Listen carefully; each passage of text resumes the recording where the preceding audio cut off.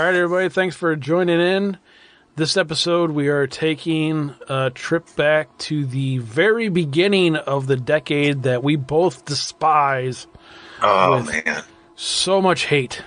But I think, fortunately, this movie falls outside of the realm of your typical 90s horror.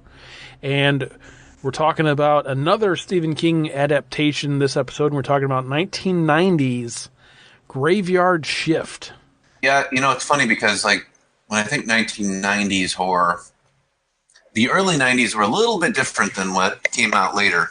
So the 90s, early 90s, we had things like this, obviously the Graveyard Shift, and it seemed like the Stephen King thing was kind of building up around this time. For some of his stories were getting these adaptations because just the year before it was Pet Cemetery. What was the wasn't it? Didn't that come out in 1990 as well on TV? Yeah, it was right around that time. Yep. So I think it was kind of like they were just sort of pulling out, all grabbing different stories and whatnot, and making movies out of them.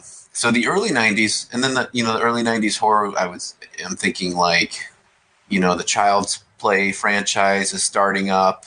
The first one came out in the late 80s, and the second one I think was 90 or 91, and then third one and all that. So that was starting to get some traction.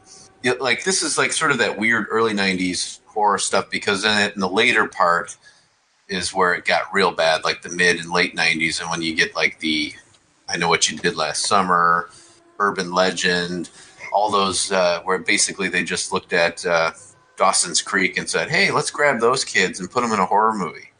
And that like kind of went on for a while. And so this type of early 90s horror, I think I'm not terribly against, or like I don't have as much of a, like I don't shudder when I think about it like I do with what came out later.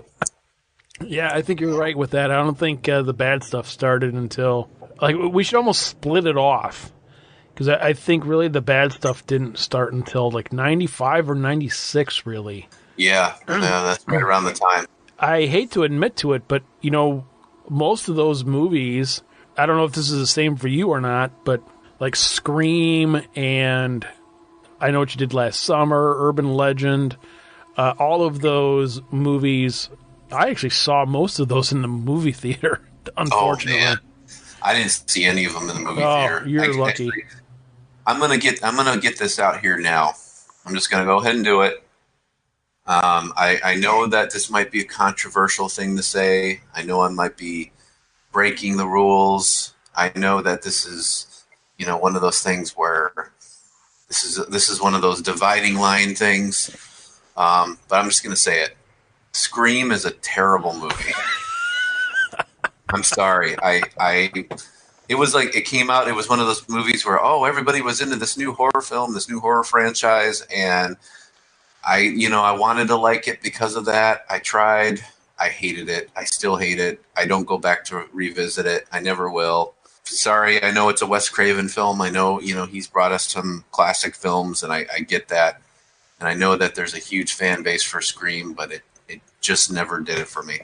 Me and you are both part of a certain Facebook group that is revolving around VHS tapes. Yeah. And it's funny that people all the time are like, oh, look at this copy of Scream I got. And everybody's like, oh, that's so cool. And I'm like, what? No, that's not a good movie. Stop it. Yeah, that was because that's like when I think of Scream, I think of Neve Campbell, and she was a great actress and all, but then I think of Party of Five. And then I think of I Know What You Did Last Summer. And I think of Party of Five with Jennifer Love Hewitt. And then it's like, and then I think of Freddie Prinze Jr. And then I think, why am I watching these characters in a horror movie? They don't belong there. One thing I will say, too, kind of like, that was probably the one thing I didn't like about the, I'm not going to even go there. That's like going off into the whole another world there. But anyhow, yeah, the 90s were a terrible time for horror because we got to all of this later stuff that was just very paint by numbers, very teeny bop, very just silly. And another one, like, speaking of 90s horror, another one I like, The Faculty. Gosh, there's a few other names like trying to think of that like come to mind. And it just kind of revolved around these teeny bop characters of the time. But anyhow, this movie, Graveyard Shift, doesn't do that. So I'm going to give it kudos for that. It's not I don't think there's anybody in this film that you would have seen in a WB TV show. So for that reason, I give it, we're talking early 90s. It's a little different. Let me ask you this as a follow-up to your statement there. Yeah. Outside of Brad Dourif, do you or did you recognize anybody from this movie? No, not where I could say like, oh, that person's in that movie or whatever. No, I did not. Okay. I think it was all, I think it was a very, no name film. I don't think we had any actors or actresses that had any sort of credentials that, we would have known of. Because it almost makes me think that this movie, if it would have been any later, or if it was even made like today, this would definitely have been a movie that was picked up by like Netflix or went straight to video. And I'm not ripping on the movie at all, but with that statement, but what I mean by that is there is like nobody really recognizable in this movie at all. And it kind of does have that real low budget feel to it. Oh my gosh, does it ever. But basically this movie, what it is it's based off of a short story by Stephen King. Me and Mark were talking about this before we started recording. Graveyard Shift is a short story that was in the collection of stories Night Shift. And there was a number of short stories in that particular collection that were adapted to film. For example, Children of the Corn, Sometimes They Come Back, Trucks, which became Maximum Overdrive, and then I don't have the table of contents in front of me, but I think there might have been one or two more out of that collection that became movies. And basically what the story is you have some sort of mill, like some sort of textile mill in, I would assume, like somewhere like down south. Basically what it is you have this textile mill that is rat infested, and the story revolves around, I think it's 4th of July week. So typically, back in the factory days, what would happen around like certain holidays is the factory would shut down for a period of time. And they always say, like in this movie, they refer to it as layoff week. So the factory shuts down like the week of July 4th, but they have this like skeleton crew of guys that is going to do some cleaning, and they have to clean out the basement of this rat-infested mill. And basically that's what the story is. I mean, it's not much more. I mean, that's what the story was in the short story. And I know that this particular movie gets a lot of flack because, which I don't really understand, because there's a lot of people that are like, oh, it doesn't really follow the book. Well, it does follow the story. I mean, pretty much everything that's in the story is in this movie. But when you take like a 17-page story and you have to translate it to an hour-and-a-half movie, you're going to have to add some stuff. So there is a lot of stuff that's added in here. So I wouldn't say that this is necessarily the best Stephen King adaptation ever, but it's definitely not the worst. I mean, overall, this was, for what it is, I mean, this is a pretty good monster movie. When you told me that it was like 12 pages long, I was like, yeah, I can see that, based on the way they filmed this, because literally there are like two sets for this whole film. There's the factory and there's this bar. And that's like you're either in the bar or you're in the factory or you're outside of the factory. And there's no other set. Like you said, it's a story about this factory. They're closing the shop for the week, and they get the skeleton crew together to clean up the basement, and the place is rat infested, and they get the main character, this new guy, comes into town, and he's sort of picked on by the locals, and he goes to the bar, and they're kind of making fun of him. He's looking for work. He gets hired at the factory, and then he's sort of like the yeah, I guess the main character, the main focus of the film.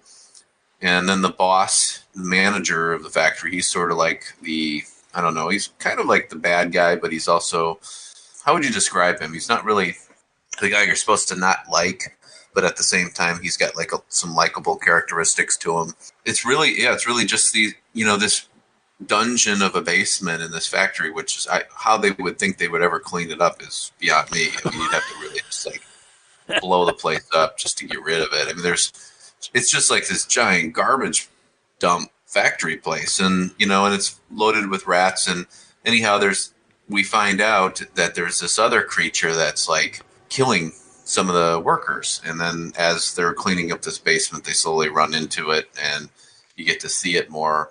And yeah, like you said, it's a creature film, which actually kind of surprised me because I don't know about you, but this was my preparing for this show was my first time actually seeing this.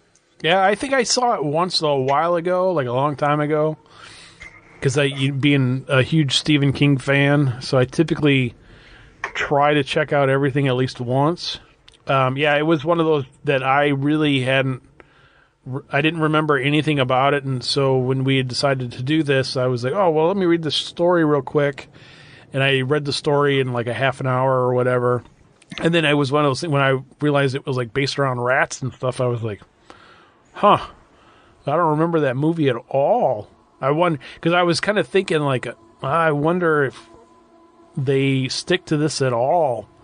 And then, when I watched the movie, I was like, oh, you know what? Yeah, they kind of did. I mean, they added some stuff, sure, but because there was definitely a lot of stuff in the movie that wasn't in the story. Oh, I bet. Yeah, just to fill space.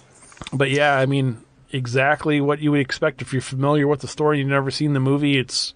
You almost have to think of it as how you would think of anything when Hollywood gets a hold of anything Stephen King. That's the one thing I do notice with not all Stephen King stories, but a lot of Stephen King stories, whether it's Graveyard Shift or It or Dreamcatcher is another one that comes to mind, where they always make like the creature in the movie like as big as possible.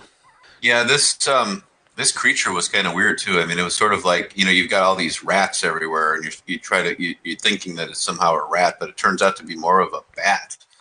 Well, it's like a bat with a rat's tail, right? I mean, that's kind of how I saw it. Yeah, the way it's got the wings and the wingspan and all that, and the head looks like a bat. It's got like the pointy ears and the fangs and all that, but then you see the tail. It's got like the hairless tail like a rat has, and so it's kind of a weird creature. It's all practical effects, which was kind of cool. Again, this is more of like one of those, like you look at the Stephen King films, and you've got these films that are Oscar worthy, and they probably had awards. Like you think of like The Shining and Carrie. You've got Jack Nicholson, Sissy Spacek, and then you've got like sort of the middle of the road ones, I guess you would say, like Cujo with D. Wallace Stone in that one, and Pet Sematary to me, I think that goes a little higher. But for some reason, I don't think when I think Pet Sematary, I don't see it at the same level as Carrie and The Shining in terms of looking back at like those films. It seems like those were really like the standouts in terms of all the accolades they got. And then you've got sort of like the bottom of the barrel Stephen King films, and unfortunately, I have to say this one probably goes into that. This one like would go into like along with sometimes they come back like the the TV film, or gosh, what else was there around that time? I'm trying to think of some. I mean, there's so many films that he had that came out, or Misery. I think of Misery too, and Misery was like one of those high-end films, Oh, I was like, wait, what? What are you talking about? Low-end stuff? No. Misery. No. Like, Misery was like you get these really good actors and actresses, Kathy Bates and all that. So it's like you get like it with the Stephen King films. It's like you get like this huge spectrum of films, like like the top of the line, and then you get something that's more low budget and kind of thrown together real quick. Yeah, it's weird. It's almost when I think of Stephen King stuff getting adapted to whether it's, because you have the whole, like you said, the whole spectrum there. So you have like feature films, but then you have like made-for-TV stuff. Yeah. But then you also have stuff that gets like converted to like comic books, like the Gunslinger stuff. But then you also have stuff that's like series on, whether it's a miniseries like It, or stuff that gets converted to full-blown like series, like Mr. Mercedes is on some weird cable channel right now. So it's like the full spectrum of stuff, and some of the stuff is, like you said, really high end, and some of the stuff is really low end. But it's almost like Stephen King is like one of these guys where whoever is the first one to say, "Hey, can I do this?" He's like, "Sure." For example, like Hulu made a great adaptation off of one of his books, 11/23/60. I don't remember whatever it is, the Kennedy one. It was really good. James Franco was in it. And then, like I said, Mr. Mercedes is on, like, what's the name of that station? Like, Audition Station or the Audience Station or something. But that series is really good. But it's, it's like, these are really great. And then you have these movies like Netflix made 1922 last year, which was based off of a short story. And yeah, that was good. Yeah, and, like Misery and stuff, like, those are really good. And then you have these other ones that are like complete, like, just like low budget crap. And you're like, so whoever was like the first person to show up and be like, "Hey, can I make this movie, Mr. King?" And you're like, "Yeah, go ahead, do it." Which makes me think like maybe we should email and be like, "Hey, you want to do an interview on our little shit podcast?" And he'd probably be like, "Sure." There you go. Oh, that's funny. I don't even know what I would talk to the guy. I'd probably just like talk like about the Ramones or something. But yeah, this is one of the like lower end Stephen King films. And it's funny because even you can always tell a Stephen King film, like even like from the high end stuff to the low end stuff, it just has this tone to it. And even in this one, just watching it, you're like, yeah, I can tell this is a Stephen King movie or based off of one of his stories. It was a decent watch, in the sense that I never felt like I had to like shut it off or I was getting terribly bored. It kept my attention enough, I guess, to keep me, keep my eyes open the whole time. And I didn't fall asleep, which was good. So I would say, for this one, I probably, strangely enough, I don't know that I'd call it a beer and popcorn film, but I'd give it like one of those thumbs up, but you got to be in the right mood for it. Like you have to be kind of like one of those films where, it's late at night, maybe you're awake, and this would have been one of much better during its time, when there was less things to entertain you. Oh, and sure. You just needed to watch a film just to kind of escape and relax from your day. This would have been a perfect movie for that, where it wouldn't be anything great or anything that you're going to say like, yeah, this is a classic or anything. You just kind of watch it just to kind of get away for a while. I think I would throw it into that category. I don't know. I don't think I would put it in the horror host category, like we've kind of created this new one there. But I think it'd just be more of like a background movie where, if you, just wanted to kind of, you were home from work and you just wanted to watch some films, that you could toss this one in there. Yeah, I would say for this particular one, I don't think if you aren't a Stephen King like fan, like this isn't something you would necessarily be like, "Oh, it's a great movie." And at the same time, I don't think if you were a Stephen King fan, unless Graveyard Shift is like your favorite Stephen King story, I don't think you would ever be like, "That's a great movie." But I think to really appreciate it, I think you kind of do have to be a Stephen King fan to get through it. Because like you said, I don't think this is one that this isn't a movie that you're ever going to walk through and like, because again, going back to the marketing of like the late 80s, early 90s and stuff, the cover art for this, which was like a skeleton with a like hard hat with a lantern on it, which has really nothing to do with the story, because I don't think they were wearing lanterns at all in this movie. But they weren't. But it's when you flip over the back and you're reading like, "Oh, rat infested textile mill." oh, that sounds good. Let me watch this, you know. But like, if you flip it over, you're like, based off of a Stephen King story, you're gonna be like, oh, you know what? I'm gonna check this one out. So, but like, I think I kind of echo you a little bit. I think I'd give this one, you know, a thumbs up. I'm not gonna say like a giant thumbs up. You know, it's definitely a thumbs up because I don't want to get a thumbs down for sure. But for what it is, it's definitely an enjoyable movie. I think if you're gonna watch this and you've never seen it before, I would definitely suggest, you know, looking up the story beforehand. And like I said before, it's only like 12 or 17 pages or something. So you can zip through it in, you know, 15, 20 minutes, half an hour or whatever. It's one of those stories where, you know, depending on the size of your dump, you could read real quick on the shitter. There you go. Perfect. Yeah, this is a good take a dump movie. You know, you can watch this on your phone. You know, get it in on, you know, on a few visits to the bathroom.